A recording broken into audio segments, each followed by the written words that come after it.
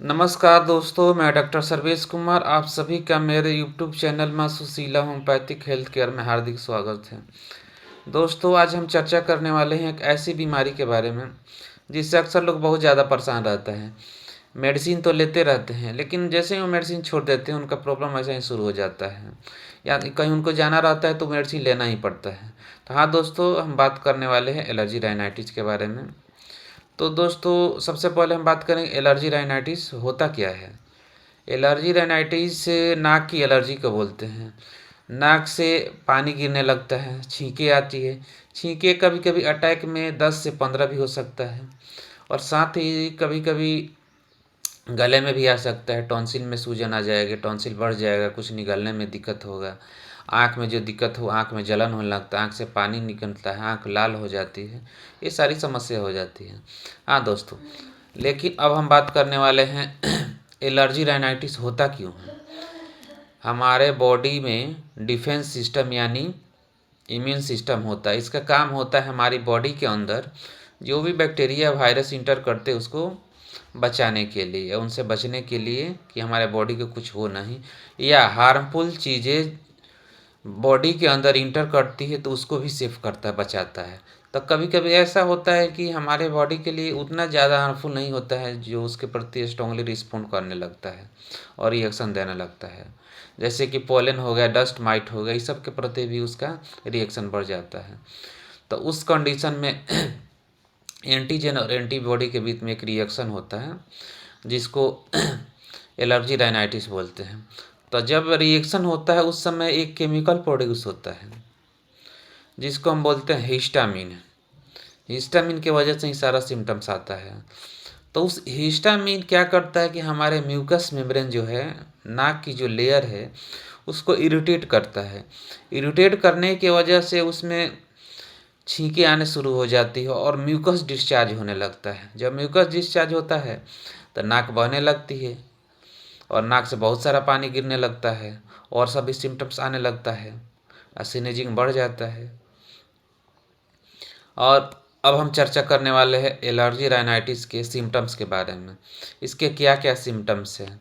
तो दोस्तों, हम लोग पहले चर्चा कर ही चुके हैं कि एलर्जी राइनाइटिस का मोस्ट कॉमन सिम्टम्स स्नीजिंग होता है, यानी छींके आती है। और ये छींके सुबह में बहुत ज़्यादा रहती है। और छींके सुबह में होने का सबसे बड़ा वजह यही लगता है कि सुबह में जो पॉलन होता है उसका एक्सपोजर ज़्यादा रहता है और बढ़ जाता है। अब पोलन होता है क्या, पोलन प्लांट से प्रोड्यूस होता है, एक प्लांट से दूसरे प्लांट में उड़ते हैं और इसका काम होता है कि न्यू प्लांट को फर्टिलाइज करने के लिए होता है। और ये बॉडी के लिए उतना ज़्यादा हार्मफुल नहीं होता है, लेकिन जो उसके प्रति रिस्पॉन्ड करता है, जो उसके प्रति जिसको एलर्जी है, उसके लिए दिक्कत हो जाता है। और सेकंड चीज़ होता है कि रात में हम जब सोते हैं तो जिसके प्रति एलर्जी रहता है, जिस एलर्जन के प्रति, वो नाक में कलेक्ट होने लगता है रात में सोने के टाइम में। सुबह में तो एक्सपोजर इसका ज़्यादा हो जाता है, तो इसीलिए जब सुबह में इंसान उठता है तो उस समय इसको एलर्जी शुरू हो जाता है और छींके आने लगती है और नाक से पानी गिरने लगता है। किसी किसी को सुबह में हो जाएगा, उसके बाद ठीक रहता है, दिन में नहीं होगा। सेकेंड आता है तो उसका टॉन्सिलाइटिस बढ़ जाता है। बहुत लोग होता है कि उनको इन्फेक्शन कभी कभी इतना ना ज़्यादा हो जाता है कि टॉन्सिल में दिक्कत आने लगता है, टॉन्सिल बढ़ जाता है, कुछ निगलने में दिक्कत होने लगता है। निगलने में दिक्कत होने की वजह से कुछ खा नहीं सकता है, पी नहीं सकता है, हेडेक शुरू हो जाता है। कभी कभी इसकी वजह से फीवर भी आ सकता है। इसका इन्फेक्शन कभी कभी चेस्ट में चला जाता है, जिसकी वजह से लंग्स में इन्फेक्शन हो जाता है, सांस लेने में दिक्कत होने लगती है, कुछ क्रिटिकल कंडीशन भी हो सकता है इसके प्रति। अब हम चर्चा करते हैं इसके ट्रिगरिंग फैक्टर के बारे में, किस वजह से इसका मतलब बढ़ता है और एक्सपोजर करता है। तो सबसे पहला डस्ट माइट होता है। डस्ट माइट हमारे घर के अंदर ही पाया जाता है, जैसे कारपेट हो गया, कुशन हो गया, सोफे हो गया, हमारे पिलोज हो गए हैं, सॉफ्ट टॉयज हो गए हैं, इस सब में डस्ट ज़्यादा रहता है। यहाँ तक कि घर में झाड़ू हो रहा है उसके वजह से भी उसका डस्ट उड़ेगा, उसके वजह से भी एलर्जी शुरू हो जाता है, परेशानी हो जाती है। और पॉलन हो गया, पॉलन आपको प्लांट में मिलता है, उसके वजह से भी दिक्कत हो जाता है। बस थर्ड चीज़ हो गया आपका, किसी किसी को स्मेल से हो जाता है। जैसे किसी परफ्यूम लगाए है या कोई परफ्यूम लगा के बगल में आ गया है तो उसका एक्सपोजर हो, उसको एलर्जी शुरू हो जाएगी, छींके आने लगता है। कभी कभी ऐसा भी देखा जाता है कि हमारे घर की लेडी जब किचन में काम करती है, तो किचन में काम कर रही हैं, खाना बना रही हैं या कुछ फ्राई कर रही हैं, तो उसकी वजह से भी उनको इरिटेशन शुरू हो जाता है, नाक में एलर्जी हो जाती है, या उसकी स्मेल से भी उनको एलर्जी शुरू हो जाती है और नाक बहने लगता है और बहुत ज़्यादा छींके आने लगी। और नेक्स्ट होता है, मौसम जब चेंज होता है, क्लाइमेट चेंज होने की वजह से भी दिक्कत होने लगता है।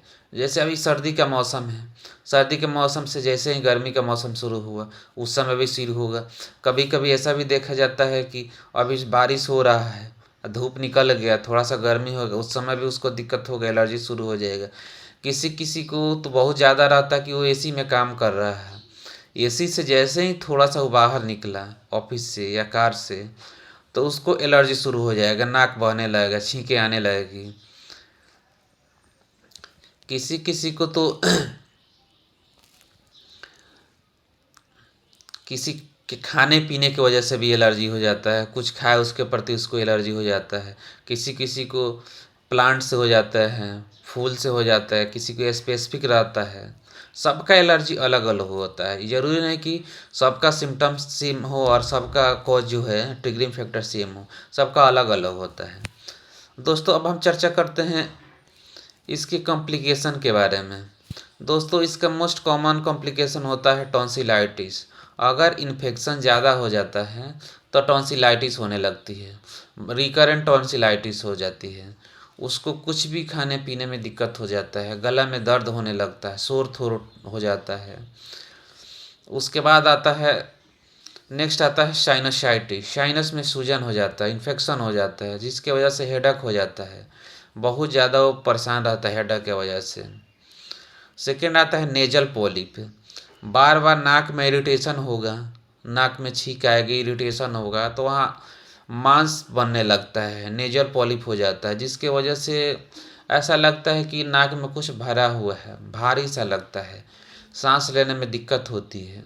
वो इंसान मुंह से सांस लेता है, नाक से सांस नहीं ले पाता है। उसके बाद आता है ये इन्फेक्शन अगर चेस्ट में चला गया या लंग्स में चला गया तो सांस लेने में दिक्कत आने लगती है, सूजन आ जाता है फेफड़ा में। क्रिटिकल कंडीशन कभी कभी इसके प्रति आ जाता है कि उसको सांस लेने में बहुत ज़्यादा दिक्कत आने लगती है। फीवर भी आ सकता है, अगर इन्फेक्शन ज़्यादा होगा तो फीवर आएगा ही। तो दोस्तों अब हम चर्चा करते हैं होम्योपैथिक मेडिसिन के बारे में। दोस्तों होम्योपैथिक मेडिसिन के बारे में चर्चा करने से पहले हम बताना चाहेंगे कि बेस्ट ट्रीटमेंट वो होता है जो आप किसी नियरेस्ट अच्छे डॉक्टर से परामर्श करें, उनके गाइडेंस में ट्रीटमेंट लेंगे तो ज़्यादा बेटर होगा।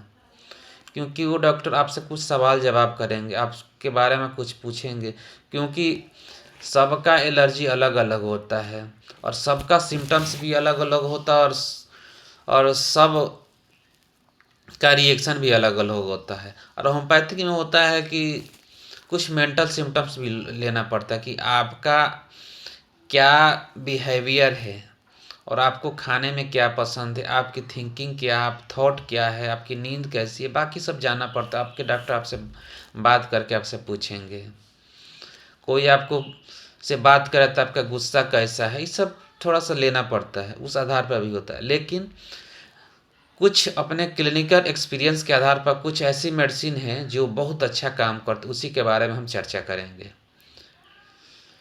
दोस्तों हमारी सबसे पहली मेडिसिन है एलियम सिप्पा। एलियम सिप्पा प्याज से बनती है। जब हम प्याज को काटते हैं तो उससे के काटने से आँख में नाक से पानी गिरने लगता है, आँख लाल हो जाती है, नाक में छींके आने लगती हैं और सब उसके प्रति उससे जो जो दिक्कत होता है, अगर वो चीज़ें आपका सिम्टम्स आ रहा है, उस कंडीशन में आप एलियम सिपा ले सकते हैं। एलियम सिपा 30 की 2 बूंद 3 बार ले सकते हैं। लेकिन इसका मेन सिम्टम होता है कि इसके लेफ्ट नॉस्ट्रिल में स्टार्ट होता है। जो भी दिक्कत होगा, स्नीजिंग होगा, चाहे नेजल डिस्चार्ज होगा, लेफ्ट से होगा। या इसके फेस पे थ्रेड लाइक पेन होता है, न्यूरालजिक पेन होता है एलियम सिपा में। और हमारी सेकेंड मेडिसिन होती है नेट्राम्यूर। नेट्राम्यूर 6x 4 गोली 3 बार चूसना है। नेट्राम्यूर में होता है कि पेशेंट दुबला पतला होता है, उसको साल्टी चीज़ें ज़्यादा पसंद रहती है, और उसको थोड़ा सा हिस्ट्री देखा जाए तो सैडनेस रहता है, किसी तरह का ग्रीफ वगैरह रहता है। और हमारी थर्ड मेडिसिन है आर्सेनिक एल्बम। आर्सेनिक एल्बम में रिकरेंट स्नीजिंग होती है। रिकरेंट स्नीजिंग होगी, छींके आएगी, बाकी सब सिम्टम्स रहेगा, लेकिन जो उसका थर्स्ट रहता है बार बार होगा, थोड़ा थोड़ा पानी पिएगा, और इससे बेचैन रहता है। जब इसको दिक्कत होगा तो एकदम बेचैन रहेगा, रेस्टलेस नहीं रहेगा, एंग्विश रहेगा, मतलब उसको अंदर मानसिक वेदना रहेगा, बहुत ज़्यादा बेचैन रहता, बहुत ज़्यादा परेशान रहता है। कभी कभी ऐसा भी देखा जाता है कि वो निराश रहता है आर्सेनिक का पेशेंट। तो आर्सेनिक 30 की अब 4 बूंद 3 बार ले सकते हैं। हमारी नेक्स्ट मेडिसिन है एरेलिया रेसमोसा।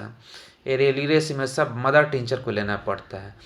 इसका सिम्टम से होता है कि इसको सिम्टम स्प्रिंग में यानी बसंत ऋतु में इसका बढ़ता है और एक्सपोजर होता है, और पोलन से इसको एलर्जी ज़्यादा रहता है। तो इस कंडीशन में हम एरेलिया रेसमोसा दे सकते हैं। और हमारी नेक्स्ट मेडिसिन है हिस्टामिन। हिस्टामिन का काम है कि एक्यूट कंडीशन में बहुत अच्छा वर्क करती है।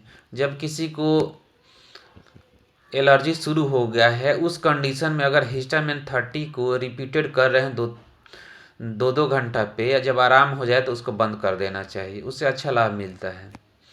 नेक्स्ट हमारी मेडिसिन है साबाडीला। साबाडीला में है नाक बंद हो जाता है, नाक में भारी लगता है, सो नहीं सकता है, मुंह से सांस लेता है, छींकें बहुत ज़्यादा आती है। तो दोस्तों, ये रही हमारी एलर्जी राइनाइटिस और उसके होम्योपैथिक ट्रीटमेंट के बारे में चर्चा। दोस्तों, अगर आप को किसी तरह की कोई क्यूरी हो या कुछ पूछना हो, कोई सवाल हो, तो मेरे व्हाट्सएप नंबर पे कमेंट छोड़ सकते हैं या कमेंट बॉक्स में भी छोड़ सकते हैं। इतने समय मेरे साथ जुड़े रहने के लिए थैंक यू। फिर मिलते हैं नेक्स्ट वीडियो में। दोस्तों, इस वीडियो को लाइक कीजिए, शेयर कीजिए और सब्सक्राइब कीजिए, ताकि आपके पास इस तरह की डिजीज और उससे रिलेटेड और उसके समाधान के लिए और भी वीडियो आपके पास पहुंच जाए। Thank you. स्वस्थ रहिए, खुश रहिए। फिर मिलते हैं नेक्स्ट वीडियो में।